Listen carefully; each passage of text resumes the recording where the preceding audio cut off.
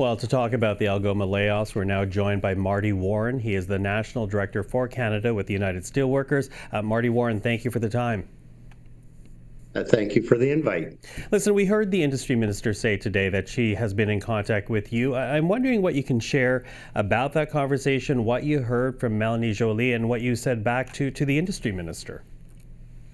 Yeah, no, we are. I should start by saying we're both deeply concerned about the steel sector and the tariffs and making sure our steel sector or industry survives the tariff threats. So we are aligned on that. I just expressed to her that, disappointed. We have to be thankful for the money they're putting in to support the business and to get us through these difficult times, but very disappointed. And I shared that with her, that there wasn't some type of attachment to layoffs, to staffing, because we had pushed the government at that point to try to at least push some of these layoffs. We knew some were coming. It happened quicker than anticipated because of the Trump tariffs. We thought we'd be dealing with this a year out, but as Algoma decided to transition quicker, we had thought the appropriate thing would be to push the layoffs into the new year, April, give the 5 months notice. That gives workers time to, through the summer, quite frankly, to, if it's finding work or to get retrained. And I think she was as shocked as I was to find out 4 weeks before Christmas, 1,000 workers getting noticed. Just outrageous, cold, and misguided. Yeah, you say that she is equally shocked, and you also say that you're disappointed. But what I don't get is, back in September, the federal government gave Algoma $400 million, or loaned to them $400 million. And at the time, it was said that money would help maintain the company's workforce. So what happened here that, it's supposed to guarantee a workforce, and now we're seeing, a layoff of about a third of its workforce in one blow?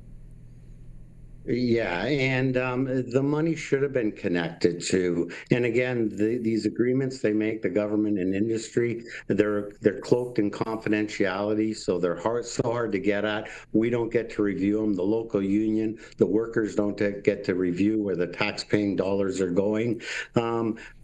But we knew they needed it for liquidity through the Trump tariffs and additional the transition to the electric arc. But again, there should have been some points in that agreement that said that we know the layoffs, there's going to be layoffs due to the transition to the new technology, but we're not going to do that in December of this year. They're going to be spread out, give more chance for attrition, more chance for training, cross-training. It could have been done so much better than what we are seeing happen to the community and the steelworkers and their families today. Yeah, I was listening to the industry minister today, and she talked about what you referenced as transition, because essentially what Algoma is doing now is going from its current process and moving now to electric-powered steel production, and that's what this transition is. And she talks about the future of the industry. But are they worried enough about the current challenge, do you think, that workers are now facing? I do. I think they get it. I think they struggle with delivering on some of what we believe our workers' needs, especially, we can further discuss retraining, the level of unemployment you get, how to keep people in the community.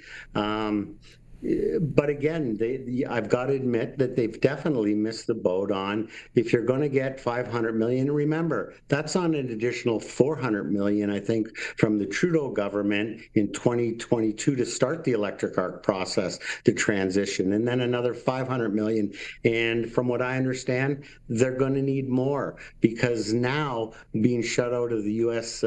Steel market, they have to transition their product line to service the domestic market, and that means either H-beam steel, rail, military grade steel. So if they're coming back for more, we want to support the steel industry. We want to support our workers. But if there's any more money handed out, that has got to be tied directly to jobs. And even if they transition to the supplying the domestic Canadian steel industry, that it should be job growth.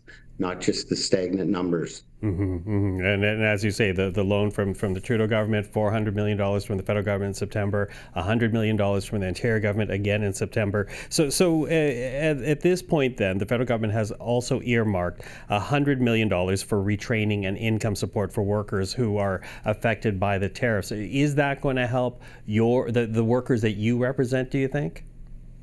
Yeah, we're working with the government. The director from Ontario, the steelworker director from Ontario, is working with the provincial and federal government. There's going to be money there for a job action center, for retraining, reskilling. But at the end of the day, the scary part about this situation is those are 100 highly paid, good paid union jobs in a community.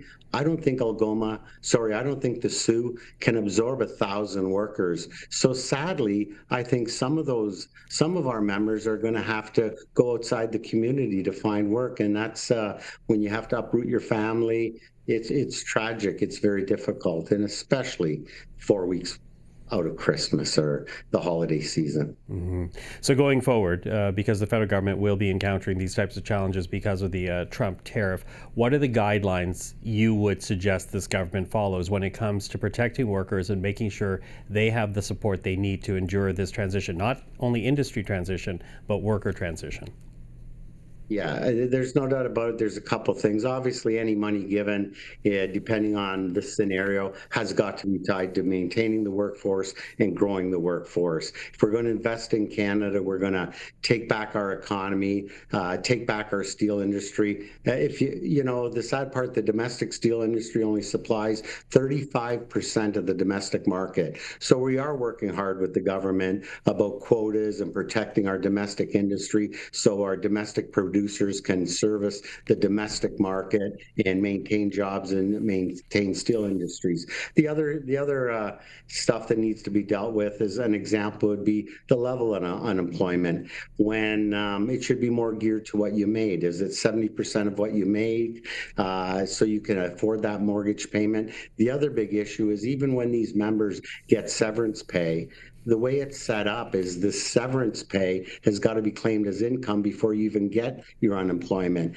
And really, what severance pay should be set up with is to pay off my visa bills, to maybe put 2 months mortgage away, pay for my child's education at least next year. But the way unemployment's set up is you've got to burn all your severance pay as income before you even get unemployment. So that's a huge stickler for us as well. Marty Warren, I appreciate the time. I'm sure we'll speak again. Thank you for this.